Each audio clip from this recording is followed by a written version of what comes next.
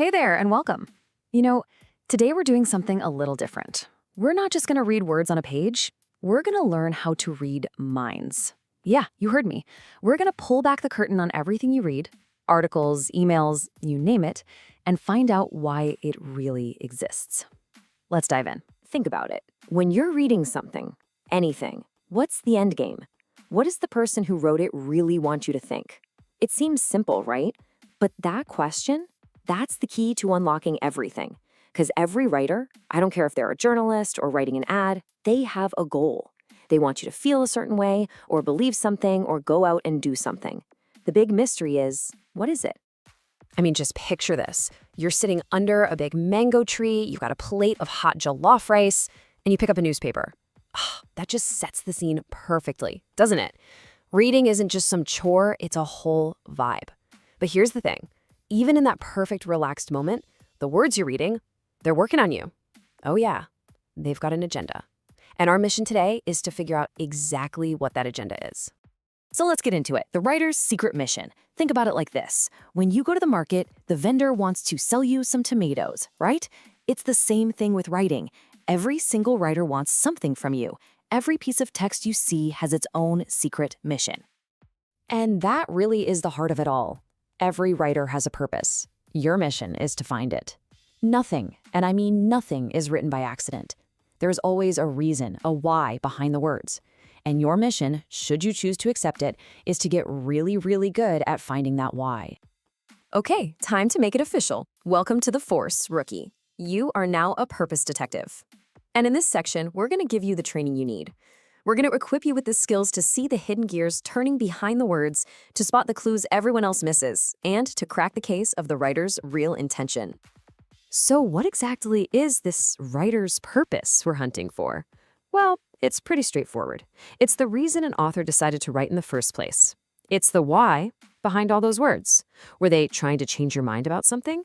Or maybe just teach you a cool fact? Or, hey, maybe they just wanted to make you laugh. That's the secret we're trying to get to the bottom of. All right, every good detective needs their toolkit, right? You can't solve a case without the right gear. Well, this is your supply run. We're going to go over the 3 essential tools you need to expose any writer's true purpose, no matter how well they've hidden it. Okay, tool number 1, you've got to hunt for keywords. This is like your magnifying glass. See, writers can't help themselves. They leave fingerprints all over their work. And those fingerprints are specific, powerful words. These are the words that are just loaded with intent. Get good at spotting them, and they'll point you right to the writer's goal. So what kind of purposes are we even looking for? Well, there are a few common culprits. The big 4, really. First, to inform. That's easy. It's just about giving you the facts, like a weather report. Then you've got to persuade.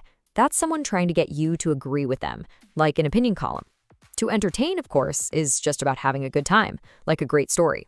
And then there's its opposite, to dissuade. That's when someone is trying to warn you not to do something, like those public health warnings.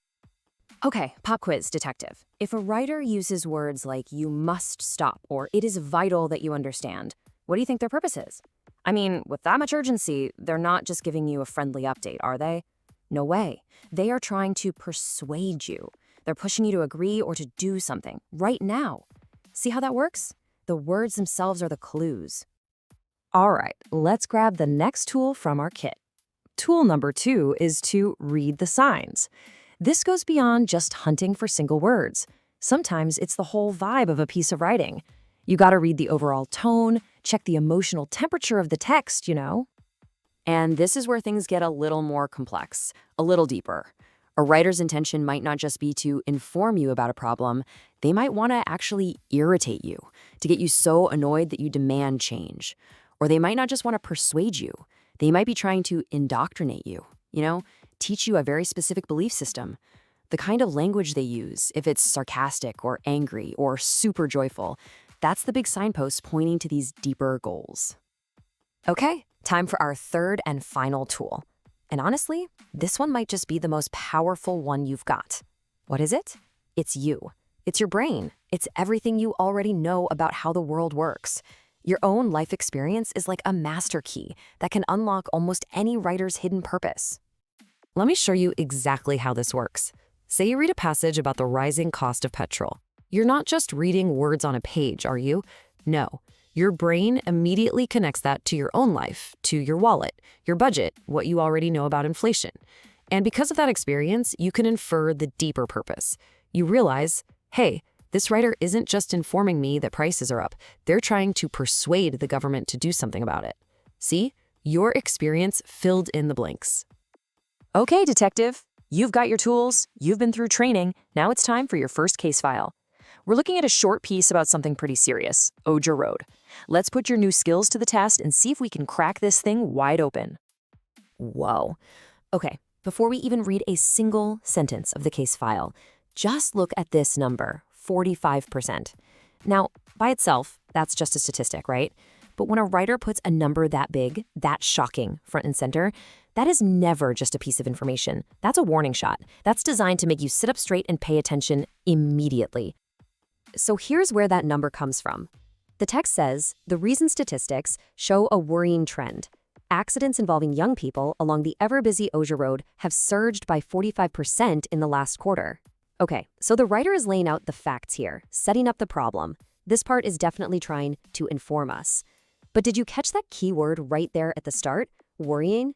The author is already telling us exactly how we should feel about this data. And then, boom, the purpose shifts into high gear. The writer starts talking directly to people. Parents, it is vital that you speak to your children. Drivers, the speed limits are not suggestions. And then they hit you with this. Do you genuinely wish to see another family grieving? Wow, that last sentence is a direct shot to the heart. This is not about just facts anymore, is it? This is a call to action. All right, let's investigate. Time to pull out tool number 1. Let's do a keyword hunt. Looking back at that case file, what are the words and phrases that just jump off the page at you? The ones that are totally packed with emotion and intent. Did you spot them? Here are the big ones. Worrying trend, unacceptable, vital, and demands immediate attention. Think about it.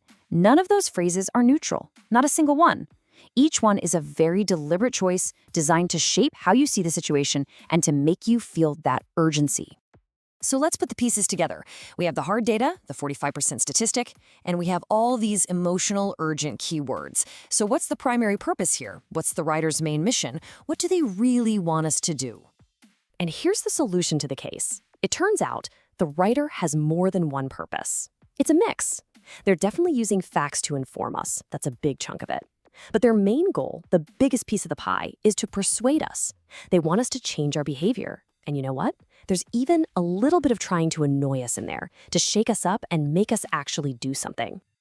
And with that, you've cracked your first case. Your training is complete. You see, once you learn how to spot the hidden purpose behind the words, you can't unsee it. It's impossible. From this point on, you are going to be reading everything with brand new eyes. And let's be clear, this isn't just some boring reading comprehension lesson. This is your new superpower. Seriously, it's a fundamental upgrade to how you see the world.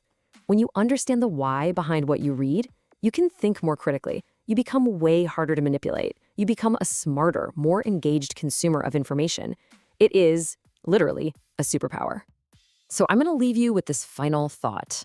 The next time you read something, and it could be anything, a news headline tomorrow, an email from your boss, an ad on the side of a bus, what secrets will you uncover? Because now you have the tools. You know exactly what to look for.